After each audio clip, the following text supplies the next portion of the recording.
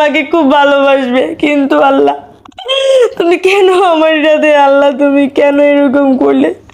থাক আল্লাহ, আমি তোমাকে আর দোষারোপ করবো না। একটা কথা আছে না যে ইসলামের 7টা জিনিসের উপর বিশ্বাস করতে হবে। এক হচ্ছে তাকদীর, তাকদীর নিজের ভাগ্যকেও বিশ্বাস করতে হবে। তুমি আমার ভাগ্যে যা ছিল তাই হয়েছে আল্লাহ, তোমার কোনো দোষ নেই আল্লাহ। আমি এরকম ভাগ্য নিয়ে আমি পৃথিবীতে এসেছি, কিন্তু আল্লাহ তোমার কাছে আমার শেষমেশ একটাই চাওয়া আল্লাহ, তুমি আমার স্বামীকে দিনের পথে ফিরিয়ে নিয়ে আসো, ইসলামের পথে নিয়ে আসো। এরকম মেয়ে মানুষের সাথে মেলামেশা থেকে আমার স্বামীকে বিরত রাখো।